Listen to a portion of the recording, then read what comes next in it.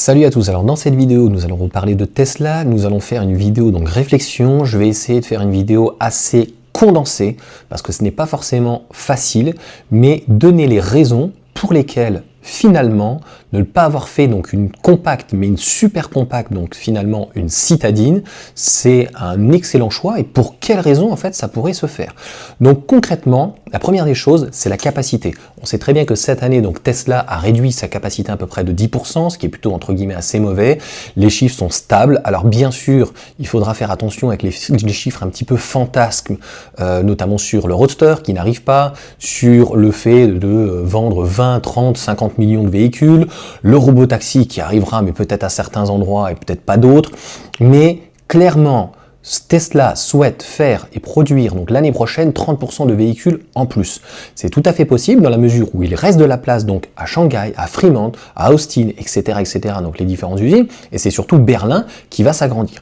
Et puis je pense qu'à terme, il y aura une usine au Mexique et en Inde. Le Mexique, ça devait se faire. On sait que par rapport à Joe Biden et les frais de douane, et puis surtout avec Trump, mais bon, comme tu le sais, Elon Musk est privilégié par rapport et avec Trump. Donc, il y a la grande, on va dire, Amérique, donc Canada et le Mexique sera un excellent choix. La deuxième chose, c'est par rapport aux véhicules. Je pense que par rapport au prix, ils avaient dit au départ 25 000 $, hors taxe bien sûr, ils se sont dit 30 000 $, et 30 000 $ hors taxe, ça fait 35 000 finalement TTC, euros, dollars. Donc mettre un véhicule entre guillemets compact de 4,30 m à 35 000 €, il y aurait eu très peu d'écart. Donc il y a énormément d'écart entre une S et une X et une Y et une 3, hein. Les plus hautes sont à 100 000, les autres sont en 40-50 000, c'est pour schématiser. Aujourd'hui, avoir un modèle 3 qui est déjà très compétitif au niveau du prix, ils ne peuvent pas augmenter les prix. À un moment donné, les monter jusqu'à 52 000 €. Aujourd'hui, grossièrement, on est à 40 000 €. Le modèle Y se vend très bien à 41 000 €. Donc, on est un peu figé sur ces prix-là, 40, 44 000 €. Donc, avoir en fait un véhicule plus compact à 35 000 €, ça n'aura pas été forcément significatif dans la mesure où si franchement Tesla voulait faire un véhicule à 35 000 €, je l'ai déjà dit, c'est tout à fait possible.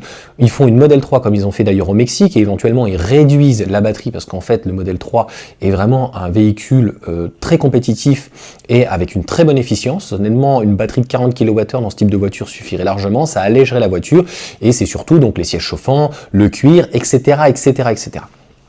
Et qu'est-ce qui a certainement fait décider donc Tesla donc déjà de supprimer la compacte et finalement de vouloir faire donc une petite citadine? C'est toute l'infrastructure et c'est ça qui change tout. C'est-à-dire que normalement il devait y avoir la next gen, donc une troisième génération, donc des moules différents, de faire donc de gigacasting. Et là en fait, ce qu'ils vont reprendre, c'est, on parle de la Model 3, mais Model 3, Model Y, ça sera pareil. Alors, je ne vais pas rentrer dans l'aspect technique. Normalement, le Model 3 n'est pas fabriqué de la même manière que le Model Y. Le Model 3 est fabriqué comme les S, X et d'autres véhicules, c'est-à-dire qu'il y a une ligne de montage et on monte au fur et à mesure et la carrosserie est faite avant donc la partie de l'habitacle. Là, sur le Model Y, normalement, il est aujourd'hui en 3 parties. On a des gigacastings, on vient visser surtout beaucoup coller, beaucoup de colle, et on va installer les choses à l'intérieur sur la plateforme donc qui est le châssis, et on va venir après, donc au lieu d'avoir une ligne comme depuis Ford, Henry Ford, comme ça, et bien, ou comme ça, que ça soit linéaire, et bien en fait, il y a des choses qui vont venir sur les côtés, donc s'approvisionner. Si tu regardes des vidéos donc de plein de youtubeurs qui sont excellents là-dessus, c'est expliqué 22 fois, je vais pas revenir dessus, ce n'est pas ça qui est important.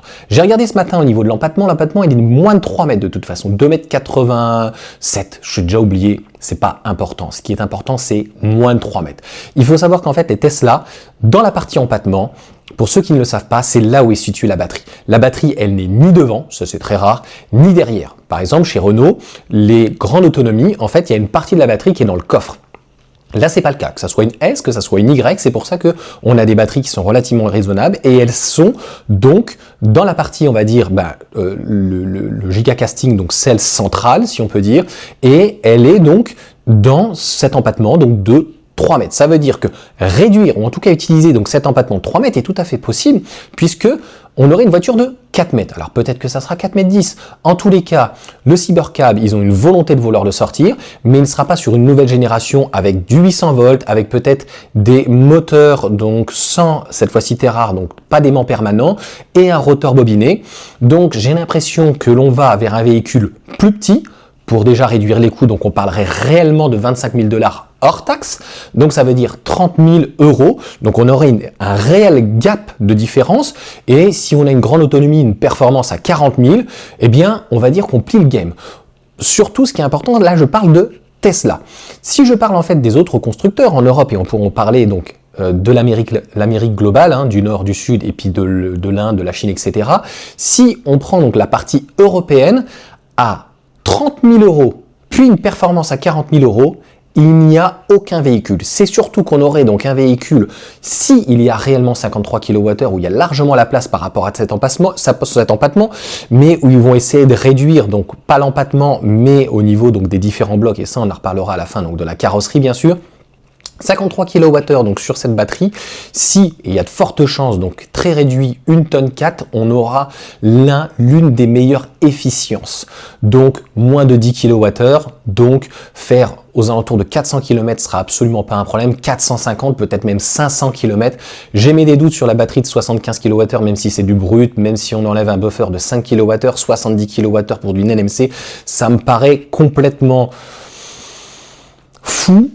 Mais, comme je viens de te dire, le modèle Y, ou même le modèle 3, c'est plus de 75, ça va jusqu'à 82 ou 84 en brut. On a peu d'éléments dessus à chaque fois. Et puis des fois, il y a LG, des fois, il y a Panasonic.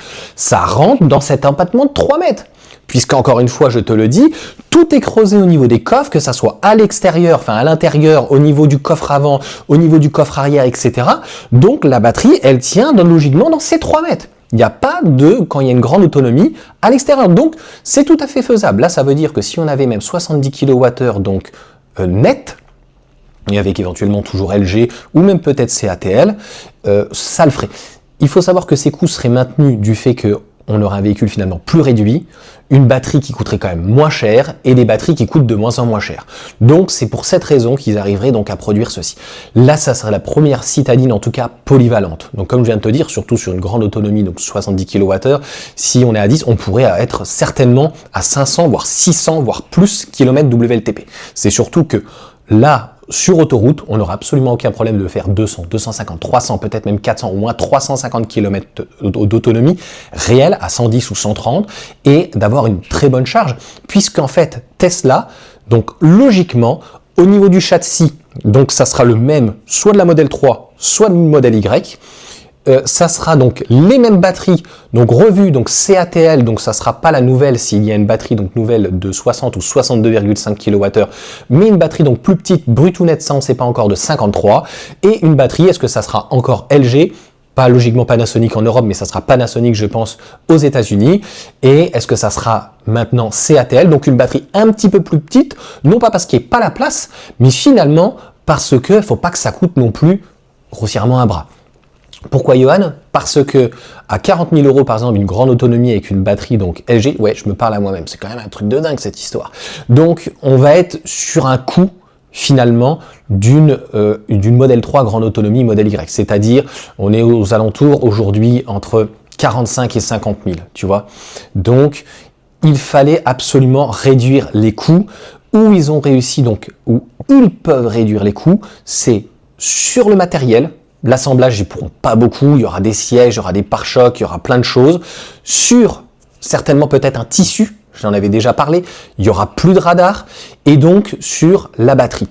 Et comme tu le sais, donc 3 choses, manger les pommes, c'est que Shanghai a encore de la place en capacité, donc ils peuvent très bien, ils utiliseraient finalement la même ligne, donc il n'y aurait pas de 800 volts, il n'y aurait pas une nouvelle génération donc de châssis, donc pas une nouvelle, encore une fois, une nouvelle ligne en tout cas d'assemblage, et je ne sais pas s'ils pourront utiliser aux États-Unis par exemple la S ou la X, donc notamment de mémoire elle est à Austin, mais est-ce qu'ils utiliseront donc la ligne du modèle 3 ou du modèle Y, donc à Fremont, et on peut même se poser la question, est-ce que si c'était le modèle 3, est-ce qu'il serait enfin donc produit à Berlin? Et là on va parler donc maintenant de Berlin. Puisque comme je viens de t'expliquer, Tesla fait environ 2 millions de véhicules par an et 30% ça correspondrait finalement à 1 million de véhicules donc en plus, ce qui n'est pas délirant. Je pense qu'on est sur un marché stable, le modèle 3 est stable, il n'y a pas de nouveauté. Ils ont fait donc un nouveau modèle au Mexique mais bon ça marche pas plus que ça et le modèle Y Juniper va arriver donc a priori surtout en Europe un petit peu tardivement donc ça risque de réduire on va dire les ventes. Donc une citadine, ça peut être intéressant pour les Chinois, ça peut être très intéressant aussi sur le marché japonais, ça peut être intéressant puisqu'ils vont jusqu'à commercialiser donc en Chine, Shanghai, les modèles donc notamment le modèle 3 et je crois le Y bien sûr. Donc pour le Canada, donc ça peut pas être intéressant peut-être pour Vancouver, mais pour des grandes villes comme Toronto, même donc aux États-Unis bien sûr, des villes comme New York, le Texas, non, peut-être le Mexique. L'Inde, etc., mais le plus grand du volume pour ce type de véhicule, mais qui ne sera pas un véhicule finalement réservé uniquement à l'Europe, ça sera donc à Berlin, puisque Berlin va pouvoir sortir une capacité de 500 000 à 1 million. Aujourd'hui, ils font moins de 400 000, c'est entre 300 et 370, 330, 340, et uniquement avec un modèle, c'est la seule usine aujourd'hui qui fait un modèle. Alors, ils pourraient faire autre chose, des batteries, du solaire, des gigapacks, etc., mais normalement, il est prévu donc dans cette usine quand même de faire essentiellement des véhicules. Aujourd'hui, donc Nabil qui m'envoie pas mal d'informations, il y a une personne sur X qui a un drone, mais avec ce drone-là, en fait, aujourd'hui, le monsieur, je disais, voilà, je pense pas qu'il soit mort, est-ce que peut-être il a été soudoyé, je ne sais pas, en tout cas, on n'a plus d'informations donc à son niveau, malheureusement, et on sait que l'usine de Berlin a pris beaucoup de retard, donc comme ce type de vente, ça va être peut-être essentiellement 50% donc à Berlin, parce que de toute façon, il y a la prod là-haut, eh bien, il fallait attendre. Donc, ça sera peut-être aussi pour les pays émergents, puisqu'il faut savoir que l'usine de Berlin, elle produit pour toute l'Europe, mais pour le Moyen-Orient. Donc, elle pourrait aussi produire pour l'Afrique.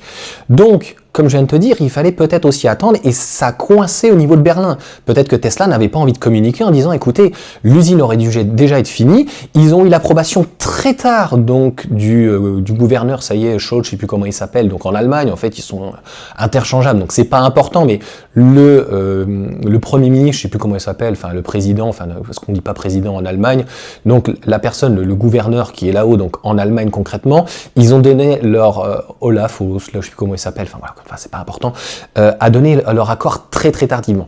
Tesla, il y a eu des activistes qui ont coupé donc l'alimentation, ils n'avaient pas une sécurité, bref, donc tout ça a fait ralentir. Pareil, il y a eu une histoire de tunnel pour Cybertruck, etc. Est-ce que c'est pour la future ligne de montage et de pouvoir l'adapter? En fait, qu'est-ce que Tesla va devoir adapter? Au-delà de finir donc l'usine, qui sera, je pense, finie entre mars et juin. Donc en fait, tu fais grossièrement ta dalle, hein, tu fais toute l'infrastructure, tu montes de la production, bien sûr, faut que ça soit étanche, isolé, etc. Et puis après, tu fais ta ligne de montage. Donc aujourd'hui, Tesla, ils n'ont plus besoin, donc pour résumer, ils ne feraient plus en fait d'une nouvelle génération. Ils feraient plus de 800 volts, plus de recherche-développement. Donc en fait, ça serait basé sur, on parle du modèle 3, alors peut-être que ça sera sur le modèle Y, parce que le modèle Y est produit donc d'une autre manière et en 1h30, là où par exemple une R5 est produit en 9h30. Tu vois la différence. Donc, modèle 3, même empattement, même châssis. Donc en fait, ça serait, on va dire, les pare-chocs et les ailes bien sûr qui seraient réduits. Mais ça, Tesla est capable de le faire puisque le modèle 3, par exemple, amélioré, donc Highland, a été entièrement revu. Donc en fait, ça serait ce travail-là qui serait fait, très certainement peut-être avec les mêmes sièges, mais en tissu. Très certainement la même tablette, à moins qu'elle soit plus petite, la même performance, Ryzen, les mêmes caméras, etc. Et d'ailleurs, on en avait une à un moment donné qui était plus petite et qui pouvait être éventuellement donc en rétro-caméra. Donc, il va y avoir de toute façon des améliorations. Il y a une production qui est possible, 10% pour Tesla, plus l'usine de Berlin qui va pouvoir faire 500 000 véhicules en plus. Je tiens à rappeler qu'aussi, avoir en Europe un véhicule compact de 4,30 m obligatoirement, Tesla se serait fait une autoconcurrence pour le modèle 3 et le modèle Y qui aurait réduit les ventes obligatoirement en Europe pour le modèle 3 et le modèle Y. Donc obligatoirement une citadine qui fait 4 mètres, qui a finalement un très grand appartement, qui sera donc logiquement avec une très bonne autonomie et un véhicule donc qui sera beaucoup plus polyvalent que toutes les citadines, obligatoirement donc va se vendre énormément. Et ça ne viendra pas forcément en concurrence avec le modèle 3 et le modèle Y, peut-être un petit peu, mais va pouvoir jouer à la fois sur une citadine et une compacte. En fait, cette Tesla, ça sera l'idée de ce que Volkswagen voulait faire, c'est-à-dire la taille d'une Polo, pas trop chère, mais l'intérieur d'une Golf. Je rappelle, donc tout se fait au niveau de l'empattement, la batterie est au niveau de l'empattement, tu as un coffre avant et le coffre arrière est complètement donc creusé puisque le moteur est en dessous. Donc la dernière des choses est de savoir est-ce qu'ils ont aussi un nouveau moteur de prévu, c'est-à-dire un rotor bobiné éventuellement, ou un aimant permanent qui soit moins puissant, ou est-ce qu'ils se prennent même pas la tête, il prend le moteur du modèle 3, puisque de mémoire il fait 275, même 283, et le moteur du modèle Y fait 349, donc il doit être certainement plus gros. Donc est-ce que pour limiter les investissements, il briderait éventuellement ce moteur-là, et donc tout simplement délivrer sur celle de base 200-220 chevaux, avec du 6 secondes 9 ou 6 secondes 5, entre 6 et 7 secondes, et une grande autonomie qui délivrait la totalité, donc 275, et rajouter 50-70 chevaux donc à l'avant, avec un plus petit moteur qui lui-même serait bridé. Je tiens à rappeler que de mémoire, les grandes autonomies, en fait, il y a aussi des brides, et le modèle Y, donc, qui fait 349 chevaux, sur la LFP, parce que c'est souvent un problème de tension, donc, est bridé, par rapport à la grande autonomie, qui est d'ailleurs un petit peu plus légère, la grande autonomie, puisqu'il y a une meilleure densité par rapport à la batterie, donc NMC, et on le voit bien sur le modèle Y, mais c'est le cas aussi sur la modèle 3, c'est-à-dire que lorsqu'on prend une propulsion, et qu'on compare la batterie NMC et la batterie LFP, eh bien, on a donc 6 secondes 9 pour le modèle Y en batterie LFP et en NMC, on a 5 secondes 9. Et c'est pareil, donc ça y est, j'ai complètement oublié les chiffres sur la modèle 3, mais pareil, on a une grosse différence dessus qui vient d'arriver avec 700 km. Donc faut imaginer une grande autonomie qui serait a priori par contre vendue en 4 roues motrices dans un premier temps, donc il n'y aurait pas de propulsion. Un WLTP à 650 et une autre qui fasse 450 par exemple, c'est tout à fait possible. Et encore une fois, il fallait passer et avoir recours à un véhicule plus petit et des batteries en termes de prix au kilowattheure qui indirectement s'effondrent. Quand je dis s'effondrer, on est passé en 10 ans, mettons, de plus ou moins 1000, c'est pas tout à fait ça, c'est 600 € à peu près du kilowattheure à entre 60 et 100 € du kilowattheure. Aujourd'hui, CATL maîtrise totalement la partie. Comme je t'ai dit, est-ce que les batteries viendront de chez CATL, donc les cellules, et après il les fabrique, ou est-ce que donc ils utiliseront toujours sur une grande autonomie des batteries avec LG, et puis donc aux États-Unis, donc Panasonic. En tout cas, ça sera un véhicule qui sera pas exclusivement pour l'Europe, qui sera mondial, mais qui va exploser. Et encore une fois, 4 mètres, ça ne pourra pas remplacer un modèle Y, alors qu'un 4 mètres 30 aurait pu pour certaines personnes, je pense, remplacer un modèle Y. La seule chose qui est très intéressante pour Tesla, c'est que finalement, pour quelqu'un qui aurait voulu une modèle 3, je pense qu'il devra rester sur une modèle 3, tu me diras ce que tu en penses, mais clairement, ils vont pouvoir aller chasser ailleurs. J'espère avoir été clair, c'est-à-dire que sur une compacte de 4 mètres 30, eh bien, ils n'auraient pas pu chasser les citadines et ils auraient été donc en concurrence directe avec leur Y et leur 3. Ça, c'est très très très important. Et le prix, de pouvoir maîtriser un prix, parce que tu sais très bien, comme la R5, ils t'annoncent un prix au départ, donc les constructeurs, et ils n'arrivent pas à les tenir. Là, ils arriveraient à les tenir parce que pas de recherche-développement et le véhicule serait beaucoup plus petit, donc ça coûterait moins cher. Mais encore une fois, ce qui coûte le plus cher en fait sur un véhicule, c'est la batterie. Donc en réduisant certains coûts, à mon sens, c'est tout à fait faisable, c'est-à-dire une modèle 3 donc qui passe grossièrement de 4,72 m à 4 mètres, donc beaucoup moins donc, de métaux, un assemblage beaucoup plus réduit, et finalement, on va jouer sur la batterie, on va gagner grossièrement pratiquement 10 kWh, donc ça veut dire 2000 € par-ci, 2000 € par-là, et certainement donc sur les équipements, peut-être qu'il n'y aura pas de siège chauffant, peut-être pas de siège électrique, je ne sais pas, mais tu vois, il faut bien imaginer, et bien sûr donc peut-être la suppression du cuir et un tissu, peut-être plus de volant chauffant, un coffre qui ne sera peut-être plus électrique, donc toutes ces petites choses-là, ce que fait, et si Tesla le fait, plein d'autres constructeurs l'ont déjà fait avant. Je te prends l'exemple d'une série 3 par exemple à l'époque, la série 1 était dérivée. C'est pas le cas par exemple d'une 911 et d'une Boxster, c'était carrément un propre châssis qui sont entièrement dédiés, mais parfois on réduit donc un châssis et on réutilise finalement les mêmes pièces. Le gros inconvénient que ça a, c'est que c'est le coût donc de la plateforme, c'est le problème qu'a Volkswagen notamment avec leurs ID, et la plateforme modulaire, donc ID3, ID4 et qui va jusqu'à l'ID5. Je crois que l'ID7 c'est une plateforme différente, je peux dire de bêtises, mais je suis pas spécialiste Volkswagen, juste encore une fois un passionné, mais 4,72 m aujourd'hui sur le modèle 3, et d'ailleurs qui a un petit peu grandi au niveau des pare-chocs, est tout à fait possible de le réduire, et donc comme je viens de te dire avec le tissu, etc. Et donc, est-ce qu'on aura l'avant finalement de Cybercab. Le Cybercab, on m'a dit 4,26 m, je sais pas, il n'y a pas les mesures. 4,26 m, honnêtement, tu réduisais fortement l'arrière pour faire quelque chose de plus droit, ce que voulaient faire certaines marques, etc., etc.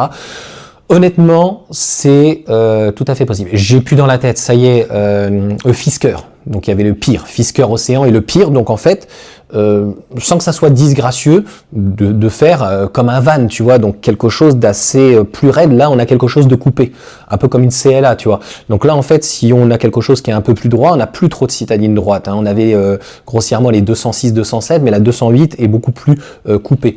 Donc peut-être l'Inster, enfin je sais pas, tu vois. Donc en tout cas, un véhicule.